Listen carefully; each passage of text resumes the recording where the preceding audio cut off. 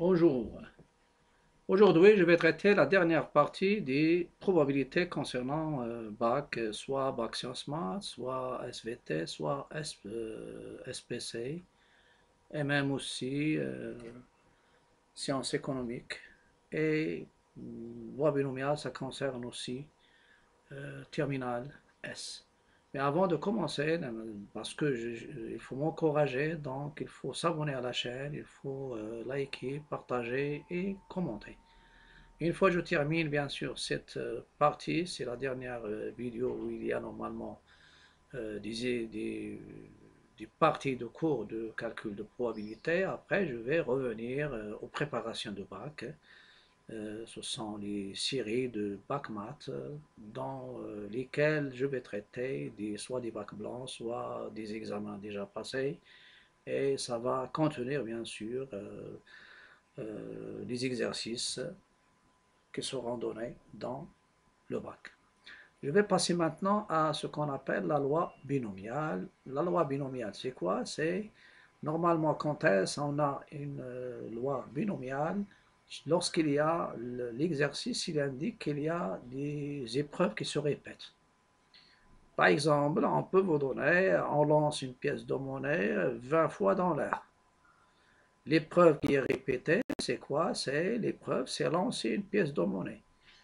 Et lancer une pièce de monnaie, il donne deux issues.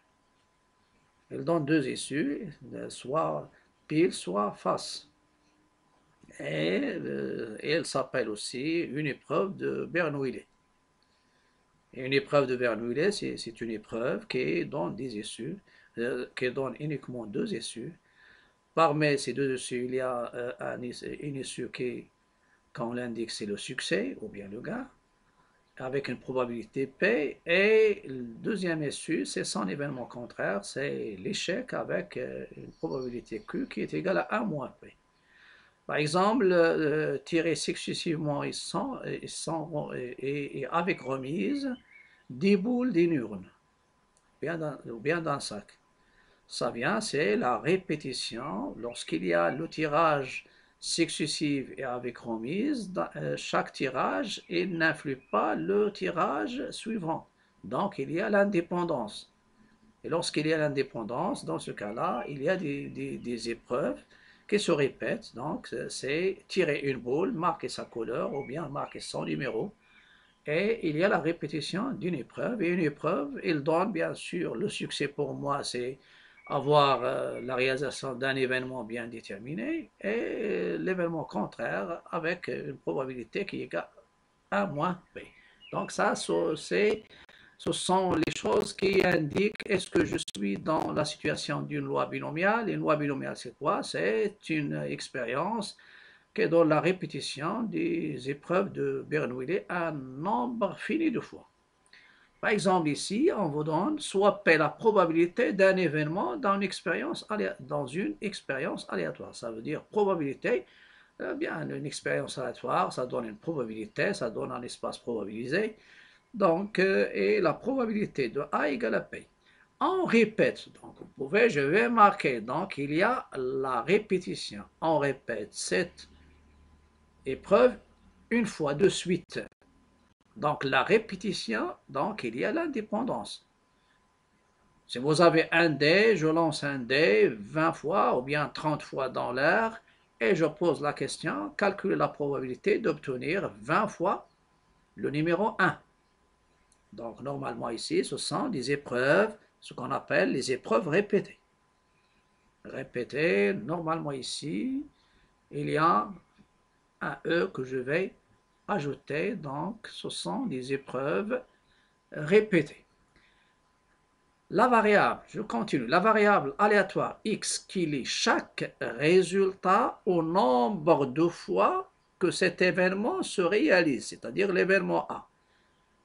Elle s'appelle une variable aléatoire binomiale. Il y a variable aléatoire binomiale et il y a une loi binomiale. Donc, normalement, une loi binomiale, donc la présence d'une loi binomiale se manifeste bien sûr dans une expérience aléatoire qui vient de la répétition d'une épreuve un nombre fini de fois, et l'épreuve, bien sûr, soit il donne la réalisation d'un événement A avec une probabilité P, ou bien la réalisation de l'événement contraire, ça A bar avec un moins P.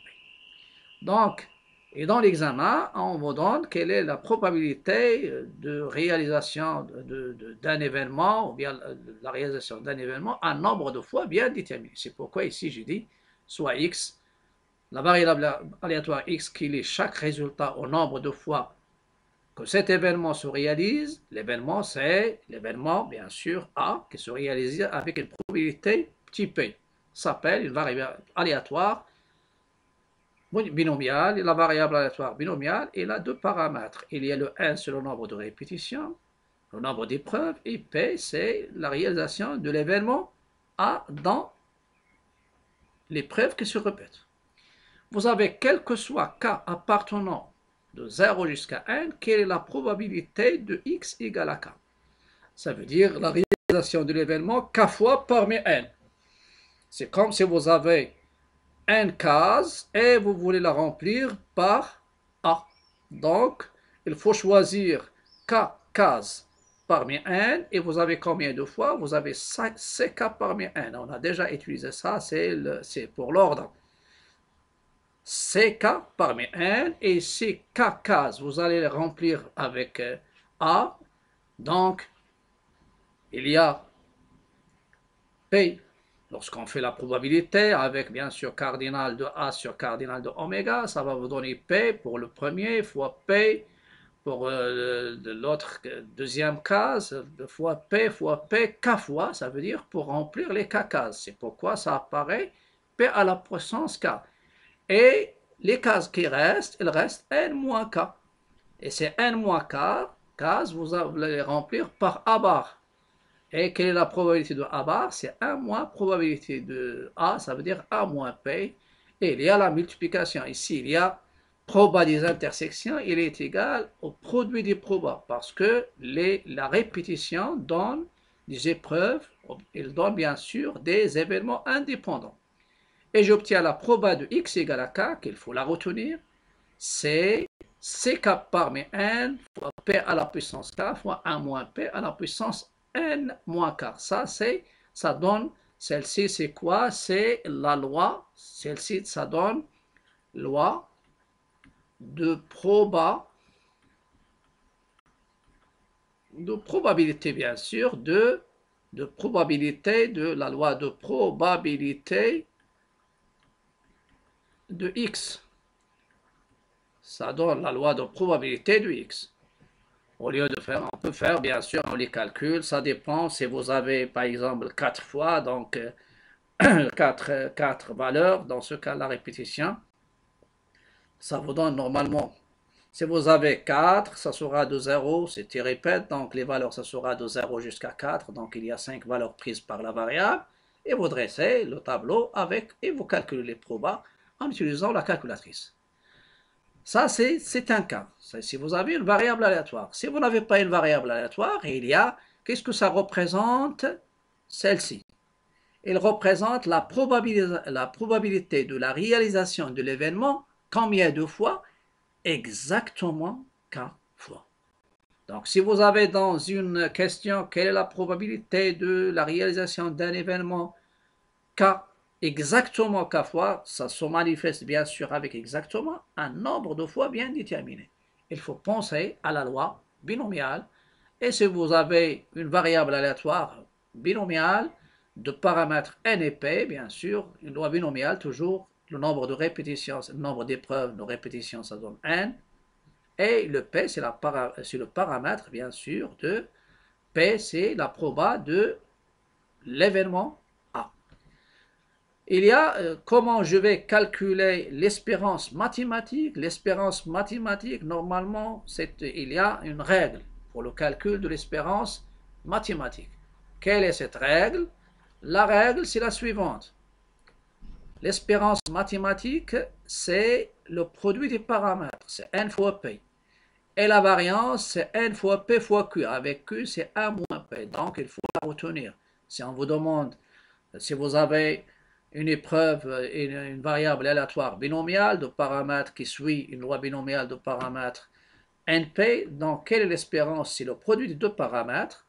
Et la variance, c'est le produit de trois paramètres. C'est le paramètre n fois p, et vous avez 1 moins p, c'est parfois en dq. Et je reviens sur une épreuve. Une épreuve, c'est une épreuve de Bernoulli. Et là, deux issues, c'est le succès, l'échec, gain, perte. Succès lorsque l'événement se réalise. L'échec lorsque l'événement ne se réalise pas. Un événement est l'événement contraire de S, c'est E. La probabilité de S, c'est P, et la probabilité de E, c'est Q, qui est égale à 1 moins P.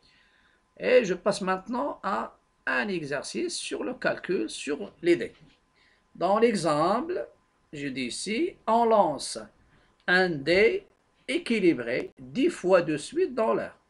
Et vous savez que le dé, il est cubique, et un dé cubique, il est formé, il a 6 faces numérotées de 1 à 6. Équilibré, ça veut dire qu'il y a l'équiprobabilité. Chaque face, il a une probabilité de 1 sur 6. Et on vous demande de calculer la probabilité d'obtenir le numéro 5 exactement 7 fois. Ça veut dire, lorsque l'événement se réalise, on veut qu'il se réalise 7 fois. Exactement 7 fois parmi 10. Donc, il y a un lancé. C'est quoi? Donc, un lancé. Un lancé, normalement, lorsque je lance, donc, pour lancer le dé, un lancer, c'est quoi? Lancer, c'est une épreuve. Et c'est une épreuve. Et chaque lancer, il le donne soit pile, soit il donne un numéro de 1 à 6. Donc, c'est une épreuve. Et là, deux issues d'après moi, d'après l'exercice. L'issue, qui donne le succès, c'est avoir numéro 5. C'est là, avec une probabilité de 5. Probabilité de 5, ça veut dire, la proba de 5, c'est 1 sur 3. Et l'échec, n'avoir pas 5, ça veut dire avoir un numéro de 1 à 6 à part 5. Ça veut dire, il y a sa probabilité, ça sera 5 sur 6. Et je veux, donc, il y a la répétition. La répétition, c'est quoi? Il y a 10 fois. Et lorsque tu répètes 10 fois, dans ce cas-là, tu es dans le cas d'une loi binomiale de paramètres n égale à 10 et de paramètres et son p, c'est la proba de 5, c'est 1 sur 6. Et si je veux la réalisation de l'événement obtenir 5, le numéro 5 exactement 7 fois, ça sera C5 parmi 10 fois la proba d'avoir 5, le taux à la puissance 7, fois 1 moins la probabilité d'avoir 5, le taux à la puissance 3 pour avoir 10, car 10 moins 7, il donne 5. Voilà, ça c'est... Et je vais revenir maintenant à la correction. Un lancer est une épreuve qui donne le numéro 5 avec une probabilité. La probabilité P, c'est la proba d'avoir le numéro 5, c'est 1 sur 6. On répète.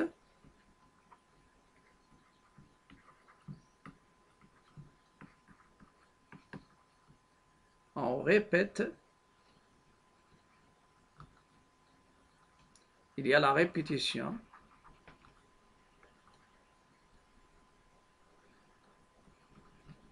Cette épreuve 10 fois.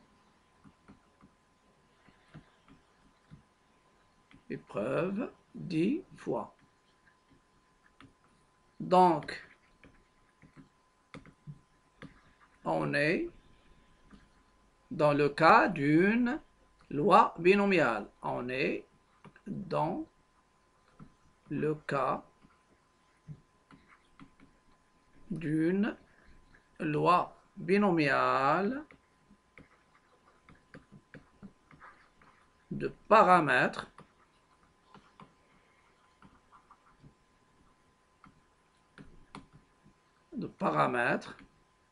n égale à 10 et p égale 1 sur 6. D'où la probabilité d'avoir, bien d'obtenir exactement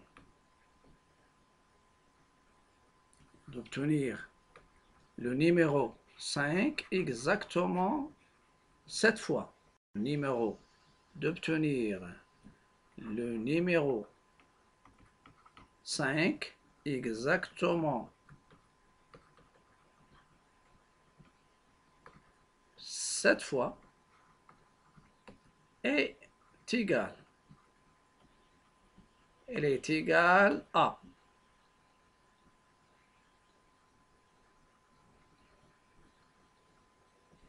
Essayez de faire descendre bien sûr cet exercice. Elle est égale exactement, c'est C7 parmi 10 fois P à la puissance 7 fois 1 moins P à la puissance 10 moins 7. Ça veut dire à la puissance 3.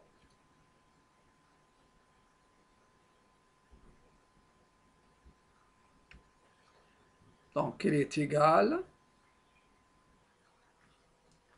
Donc, d'où la probabilité d'obtenir le numéro 5 exactement 7 fois est égale, c'est, d'après la règle, c'est 7 parmi 10, P à la puissance 7 fois 1 moins P à la puissance 10 moins 7.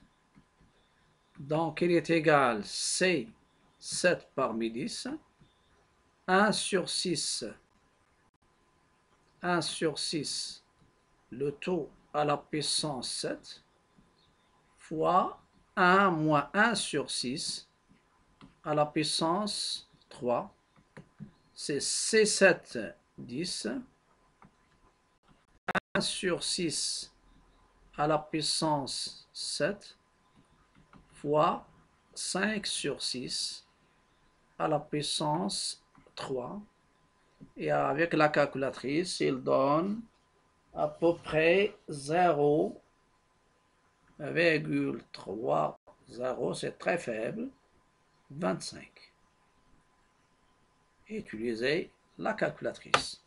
Donc ici, j'ai utilisé la probabilité en utilisant la formule des lois binomiales. Donc C7, c'est le nombre exactement 7 fois, vous pensez, c'est K parmi n, P à la puissance K fois 1 moins P à la puissance N moins K, et le résultat est donné ici grâce à la loi binomiale.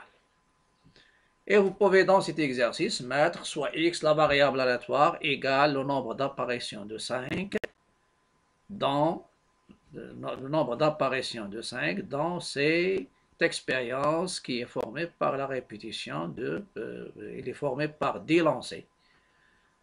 Et quelle est la proba de x égale à 5? Ça veut dire parmi les 10, il y a le 5, il va apparaître 7, donc c'est la proba de x égale à 7.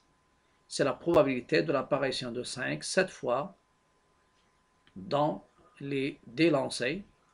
Proba de x égale à 7, c'est C7, 10, P à la puissance 7 fois 1 moins P à la puissance 7. Et je vais passer maintenant à un exercice d'un examen, un examen de bac. Alors, je vais voir cet exercice de l'examen national du bac. Je vais traiter maintenant l'examen national de la session, je réponse normale de 2016. Session normale, SPC, SVT 2016. C'est un exercice qui était, j'ai déjà dit que dans le bac, soit vous avez 3 exercices, proba complexe, suite sur 12 points, et 8 bien sûr sur la fonction, l'intégrale, fonction différentielle, etc., expression différentielle, etc. Ou bien vous pouvez avoir, euh, je dis, pardon, tu peux avoir 4 exercices, géométrie dans l'espace sur 3 points, probabilité 3 points, complexe 3 points, et les suites 3 points. Donc 4 fois 3, 12, et le reste pour la fonction 8. Ou bien la version de les suites données avec la fonction, et il reste la probabilité sur 3, les complexes sur 3, et la géométrie dans l'espace sur 3, ça donne 3 fois 3, 9, ça reste la fonction sur 11. Donc ça, c'est la répartition générale qu'on peut avoir. L'exercice 4. Une urne contient des boules portant les nombres 1, 2, 2, 3, 3, 3, 4, 4, 4, 4. Ça veut dire une boule portant le numéro 1, deux boules portant le numéro 2, trois boules portant le numéro 3 et quatre boules portant le numéro 4. J'ai schématisé ici avec un mélange et vous pouvez ne pas les mélanger. Normalement, vous pouvez les mettre directement. Les boules sont indiscernables au toucher, ça veut dire on ne veut pas les différencier par le toucher pour avoir la notion d'éco-probabilité. On considère les preuves. Voilà, vous pouvez remarquer ici pourquoi j'ai choisi cet examen, parce qu'il y a les épreuves répétées. Quelle est cette épreuve? On tire au hasard successivement et sans remise deux boules de l'urne. Normalement ici, c'est normal. Vous avez une urne et vous savez, dans le tirage successif sans remise, donc dans ce cas-là, sans remise, donc il n'y a pas d'indépendance, donc il n'y a pas la répétition. Mais la répétition, c'est dans la question 2, où il y a l'existence d'une variable aléatoire binomiale ou bien une loi binomiale. Donc, le départ sur un point, pas de problème, c'est direct. Soit l'événement A, les deux boules tirées portent deux nombres pairs. Montrer que la proba de A égale à 1 sur 3. Petit 2, on répète l'épreuve précédente 3 fois en remettant à chaque fois les deux boules tirées dans l'urne. Donc ici, vous avez une épreuve que vous répétez. C'est la répétition de l'épreuve, c'est-à-dire normalement, je tire successivement et sans remise deux boules, et normalement deux boules, ça c'est une épreuve.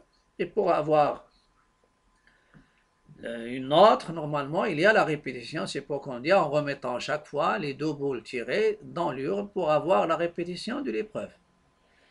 Soit x, la variable aléatoire, qui est égale au nombre de fois où l'événement A est réalisé. Donc, vous avez la présence d'une variable aléatoire binomiale. La réalisation de A avec une probabilité P qui est égale à 1 sur 3, et la réalisation de A bar avec 1 moins P, c'est-à-dire 1 moins 1 sur 3, c'est 2 sur 3. Montrer que la proba de x égale à 1 égale à 4 sur 9, utilisez la loi de probabilité ou bien la formule qui donne proba de x égale à k. C'est k parmi n, et vous avez le n, c'est quoi? Je répète 3 fois. 3 fois, donc n ici, c'est 3. Et le p, c'est 1 sur 3. Et appliquez la règle, et ça vous donne la proba de x égale à 1 égale à 4 sur 9. Puis, déterminer la loi de proba de la variable aléatoire. J'ai déjà donné la loi de probabilité d'une manière générale. Il donne normalement, quel que soit k appartenant à 0 jusqu'à n, proba de x égale à k, c'est ck parmi n, p à la puissance k, moins 1 moins p à la puissance n moins k. Et si vous avez n égale à 3, donc combien de valeurs? Le k, il peut prendre soit 0, soit 1, soit 2, soit 3, c'est normal. Donc, vous avez 4 valeurs prises par la variable aléatoire, et vous pouvez donner la loi de proba. Mais ce qui est très intéressant pour les variables aléatoires binomiales, vous pouvez calculer l'espérance et la variance sans faire le tableau des lois de probabilité. L'espérance, c'est n fois p, c'est 3 fois 1 sur 3, donc dans ce cas-là, ça sera 1. Et la variance, c'est quoi? C'est n fois p fois q. Et q, c'est quoi? C'est 1 moins p. Ça veut dire 3 fois 1 sur 3 fois 2 sur 3. Donc, sans faire le tableau, vous pouvez traiter, bien sûr, le problème facilement. Donc, essayez de mettre pause. Je continue maintenant la correction. Pour la correction, je vais revenir au cas qu'on a. On tire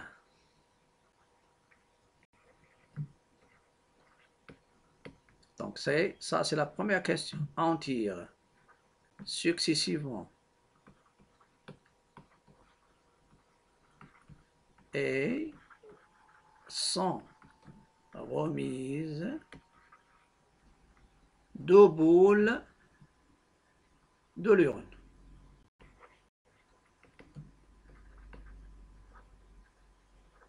Deux boules de l'urine. Donc, chaque tirage c'est un arrangement sans répétition de 2 boules parmi le nombre total, parmi 10. Donc, cardinal de oméga, c'est C de 10. Et C de 10, normalement C de 10, c'est pas C de 10, pardon, c'est A. Voilà, c'est A de 10 par les arrangements sans répétition. Les arrangements sans répétition. Donc A de 10 implique cardinal de oméga. C'est quoi? C'est 10 fois 9, c'est 90.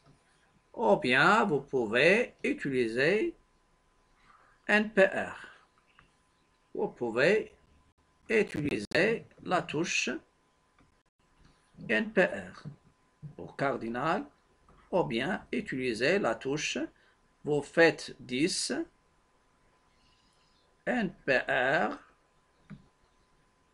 2 et ça donne 90. Ça c'est cardinal de oméga. Pour l'événement A c'est quoi? C'est obtenir l'événement A, les 2 boules tirées portent 2 nombres pairs. Quels sont les nombres pairs? Les nombres pairs, normalement, pour les nombres pairs, vous avez les deux, les nombres pairs. Les nombres pairs, je vais revenir, quels sont combien de nombres pairs? Les nombres pairs, je vais les colorer. Vous avez 4, vous avez 2, 4, 4, 4, 2. Donc, il y a combien de boules qui portent des nombres pairs? Vous avez 6 boules qui portent des nombres pairs. Les nombres impairs, le reste, vous avez 4 boules qui portent des numéros impairs. Et attention, dans des examens, il y a le 0 et il y a des questions qui viennent des élèves, bien sûr. Est-ce que le 0, est-ce qu'il est pair ou bien impair?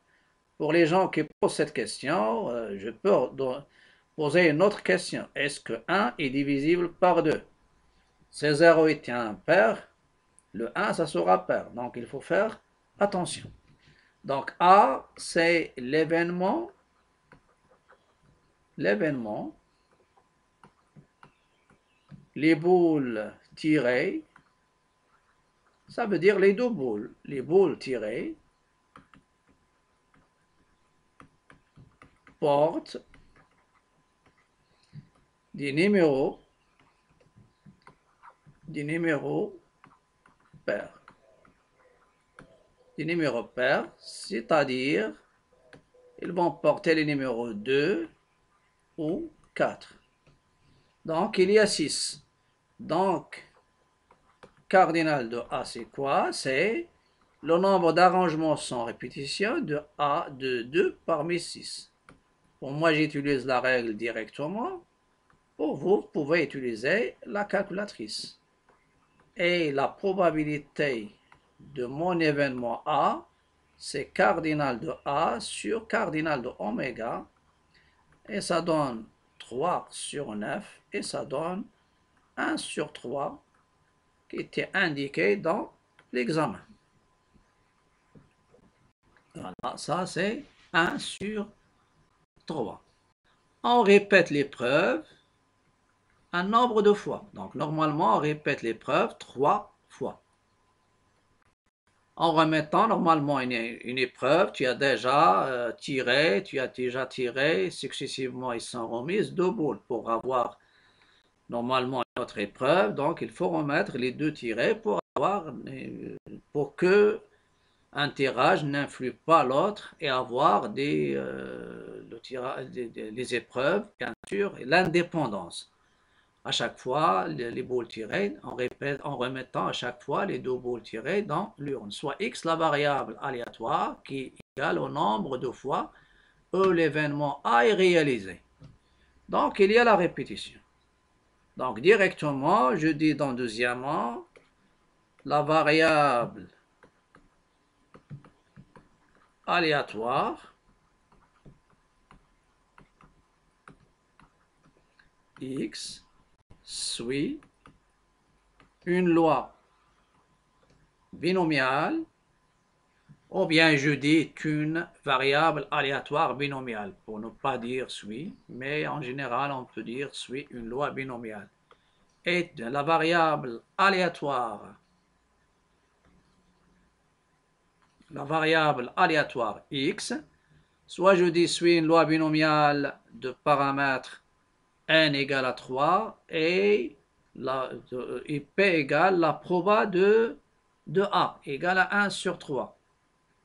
Ou bien je dis est une variable aléatoire, est une variable binomiale,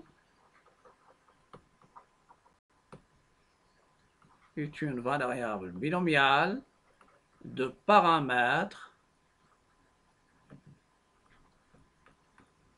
n égale 3, ça veut dire le nombre de répétitions.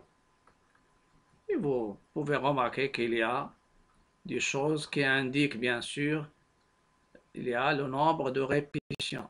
On répète. Donc on répète l'épreuve un nombre de fois, le nombre de répétitions.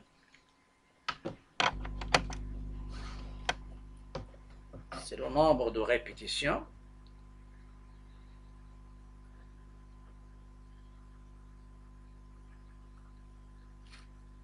Donc le nombre de répétitions. Donc je dis ici, la variable aléatoire x est une variable binomiale, de paramètres n égale à 3. Et n c'est quoi? C'est le nombre de répétitions de l'épreuve. Et le p c'est la proba de A qui est égale à 1 sur 3. Parce que x, elle est égale au nombre de fois de réalisation de l'épreuve A. Donc dans ce cas-là, quelle est la loi de probabilité de la variable aléatoire? La proba de x égale k égale ck parmi 3, parce que n égale à 3, p à la puissance 3 fois 1 moins p à la puissance n moins 3. Et le n ici, c'est n moins k. Et le n, c'est 3.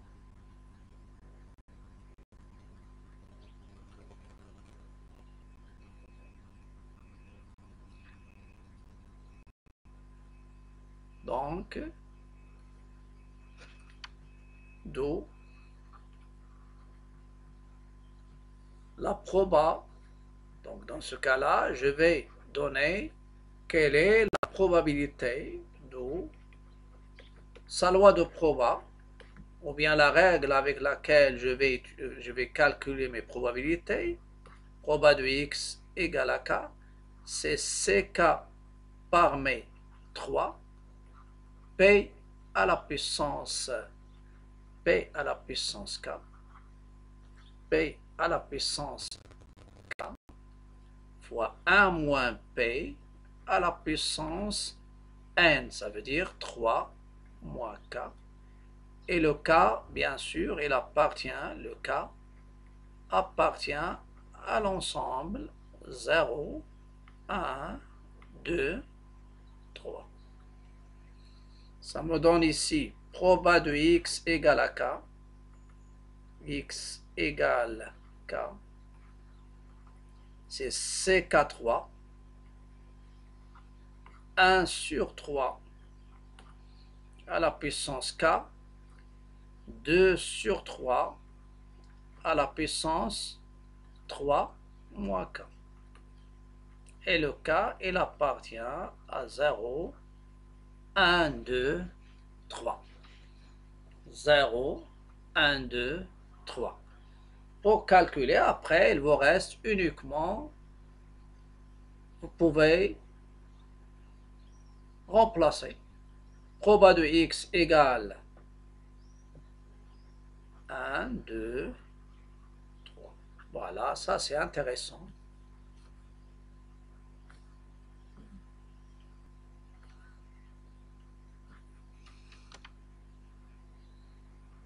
Et je vais appliquer cette règle pour le calcul de mes probabilités. Ils ont demandé la probabilité de x égale à 1. Probabilité pour que x soit égal à 1. Et après, la loi de proba, donc vous allez calculer proba de x égale à 0, proba de x égale à 2, proba de x égale 3. Maintenant, proba de x égale à 1. Proba de x égale à 1. Ça veut dire, je remplace k par 1. C'est 1, 3. 1 sur 3 à la puissance 1. 2 sur 3 à la puissance 3 moins 1, c'est 2. Donc ça donne 3 fois 1 sur 3 fois 4 fois 4 sur 9. Sur 9. 1 sur 3, 2 sur 3, 3 sur 3. Ça donne finalement 4 sur 9. Voilà, je pense, c'est ce qui est demandé. Donc, c'est 4 sur 9. Donc, je vais corriger un peu.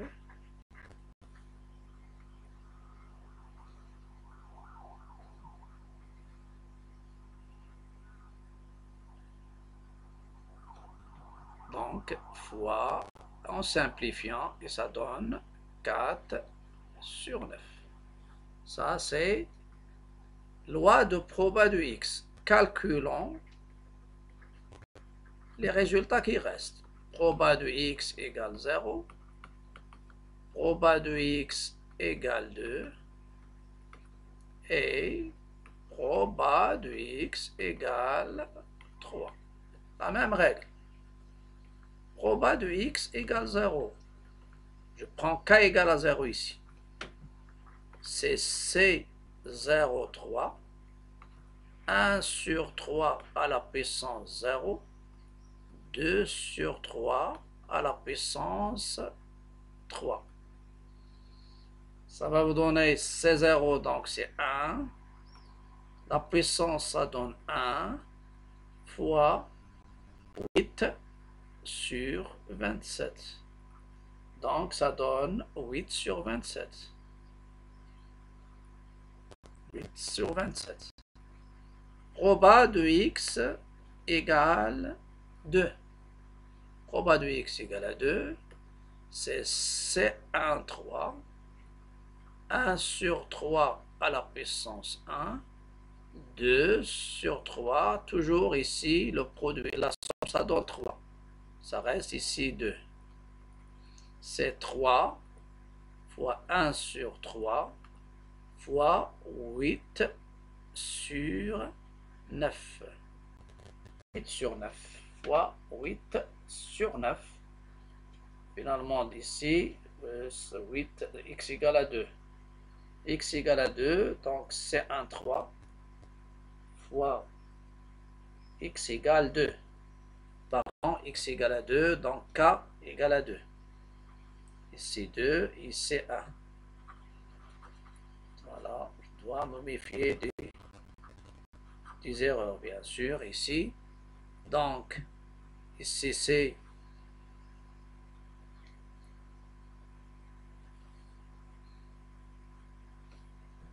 2. Ici, c'est quoi? C'est C2, 3. C2, 3. Et ça reste 1. C2, 3, c'est 3. 3 fois 1 sur... Oui, 1 sur 9. 1 sur 9 fois 2 sur 3. 2 sur 3. Donc finalement, ça va vous donner 1 sur 9. Ou bien, si je veux garder même dénominateur, donc 2 sur 9, c'est 6 sur 27. 2 sur 9, c'est 6 sur 28. Donc, ces probabilités, elles vont former la loi de proba. Proba de x égale à 1, c'est 4 sur 9. Proba de x égale à 0, c'est 8 sur 27. Et proba de x égale à 2, c'est 2 sur 9. Qu'est-ce qu'il nous reste? Il nous reste une seule probabilité. C'est la proba de x égale 3. C'est C3, 3. 1 sur k égale à 3. 2 sur 3 à la puissance 0. C3, 3, c'est 1. 1 sur 3 à la puissance 3 fois 1. Et ça vous donne 1 sur 27. Et la loi de probabilité, vous donnez le tableau. Il y a les XI, il y a les PI. 0, 1, 2, 3. Et vous laissez une case pour vérifier que la somme, que sigma du PI, est-ce qu'il est égal à 1 ou non. Donc 0, pour 0, c'est 8 sur 27. Pour 1, c'est 4 sur 9. 4 sur 9, c'est 12 sur 27. 12 sur 27, plus donc ça donne 20 sur 27. 20 sur 27. Qu'est-ce qu'il nous reste? Il nous reste, donc, il y a 20 sur, non, normalement, 8, 4 sur 9. 4 sur 9, 4 pour x égale, donc x égale, donc, x égale à 1, c'est 4 sur 9, pardon. C'est 4 sur 9, ce que je fabrique. C'est 4 sur 9. 4 sur 9. 8 sur 9. Et pour 2, c'est 2 sur 9. 2 sur 9, donc 2 sur 9, c'est 6 sur 27. Donc 2 sur 9. Et ici, c'est 1 sur 9. 1 sur 27. Donc vous avez 8 sur 27, plus 12 sur 27, c'est 20 sur 27. Ici, vous avez 6 sur 27, donc 26 sur 27, plus 1, c'est, donc ça donne sigma du probant, il est égal à 1. Donc à la prochaine, on va essayer de commencer les préparations, ou bien continuer les préparations du bac maths, les prépas de l'examen, qui seront bien sûr maintenant sur toutes les parties de l'examen. N'oubliez pas de s'abonner pour m'encourager, pour recevoir tout ce qui est nouveau dans ma chaîne.